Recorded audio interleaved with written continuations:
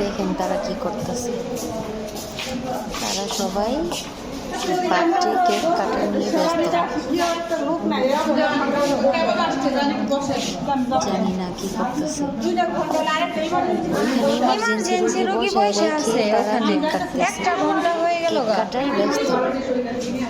এই হলো সরকারি হসপিটালের অবস্থা, চলতেছে কি একটা অবস্থা। অর্ধেক লেখে রোগী বসায় রেখে গেছে। হ্যাঁ, কি একটা অবস্থা। মানে তাদের কেক কাটা আগে চলো, অর্ধেক লেখছে আর অর্ধেক ইমার্জেন্সি কেক কাটা। এইটুকু লিখতে কতক্ষণ সময় লাগতো? রোগী ইমার্জেন্সি লিখেই চলে গেছে, রোগীরা বসে আছে।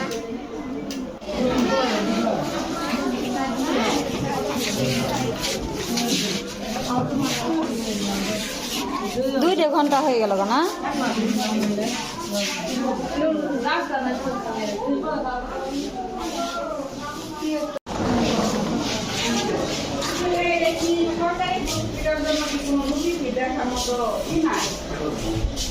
আমার 2টা ঘন্টা হলে বসে আসছি, উপরে দেখি কেক কাটতে 2-3বার জায়গায় আসলাম, কিন্তু কেক কাটা থেকে কি মানছি ঢুকিগুলো দেখাচ্ছি আগে দরকার না।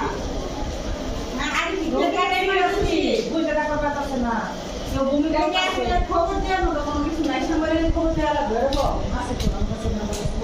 কেক কাটাতে আগে ইমার্জেন্সি, ওইখানে 2টা ইমার্জেন্সি রুগী আগে বসে আছে, পেটে আছে চিল্লাই আছে।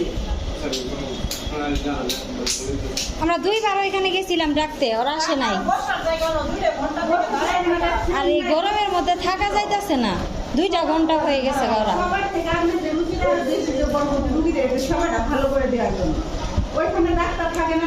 আর কি আপনারা জানেন আমি আরো যখন কি আছে নিচে আমরা আপাতত বসে না ওদের করেন